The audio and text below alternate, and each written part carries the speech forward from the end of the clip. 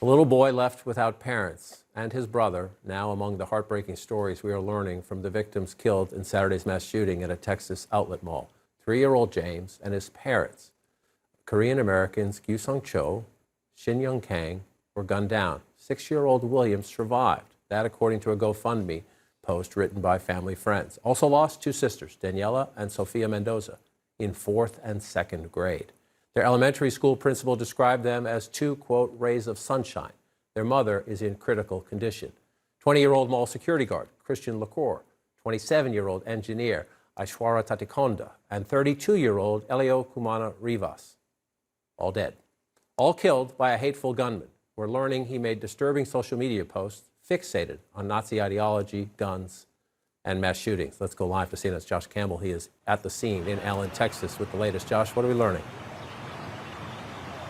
Yeah, John. So a law enforcement source had previously told me that investigators had uncovered this really troubling online presence from the shooter where he's talking about white supremacy. He's talking about Nazis. We're now seeing some of those images for ourselves. CNN has identified a site, a Russian social media platform where this shooter had an account. And his account is just replete with all kinds of vile material about Nazis, about white supremacy. Again, his obsession over firearms, his obsession over past mass shootings, and essentially looking to those and discussing those types of attacks. He obviously is accused of coming here this weekend and killing 8 people at this mall in Allen, Texas. Now, he also describes himself, John, as an incel, which is, for those who don't follow extremism, it's essentially a man who blames women and society for his lack of romantic success. We're also learning chilling new details, and I'll show you some of the photos from this account. It appears as though he had conducted attack reconnaissance here prior to this attack. You see a photo from the parking lot. You see him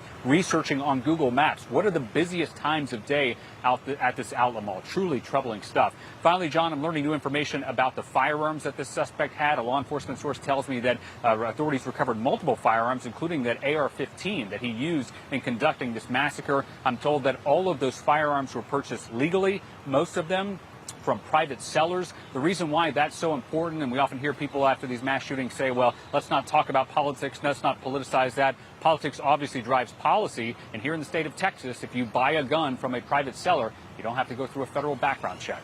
John? Josh Campbell live on the scene for us. Very important reporting. Josh, thank you. Let's get some important insights now from the former FBI Deputy Director, Andrew McCabe. So you just heard Josh go through that.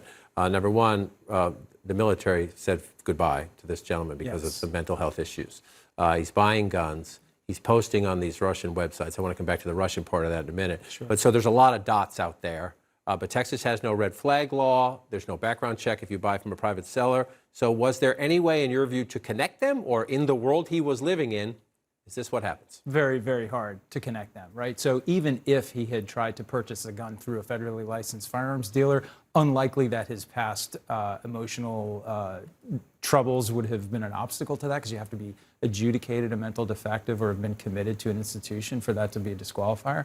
So this is just a very, very familiar, time-worn story of another alienated, isolated, angry young man gravitates towards these communities of these extremist communities, extremist ideologies as a way of seeking a tribe, seeking a community, seeking that sort of affirmation for his own anger and his own beliefs, and then carefully planning out this massacre and executing it in the most lethal way. I am not going to defend American technology companies because there's a lot of hate on those sites as well. But this is not the first time these Russian sites have come up after something like this, where you do have the neo-Nazism, misogyny, talking about guns, talking about the glory of mass killings, if you will. We defend the First Amendment here to the end, obviously. Is there anything that can be done because it's these foreign sites? Anything in the law or a law that could help wall that off?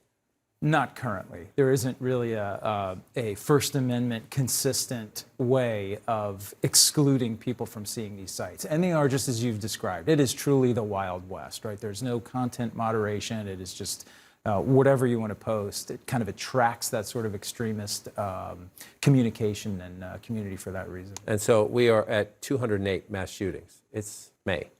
208 mass shootings in the United States so far in 2023. I want you to listen here. This is Michael Chitwood. He's the sheriff in Volusia County, Florida, who says, it's Texas this week. It's been Florida before. It'll be somewhere else next week.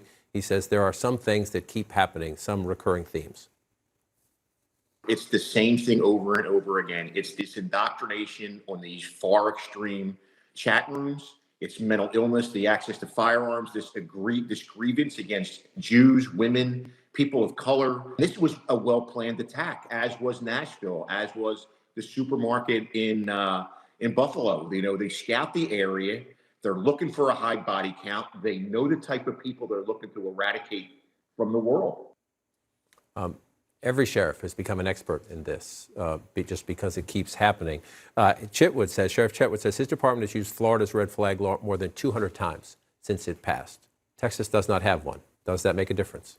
It makes a difference at the margins, but let's go right at what the problem is. There's only one thing that makes us different than every other country that experiences mental health problems.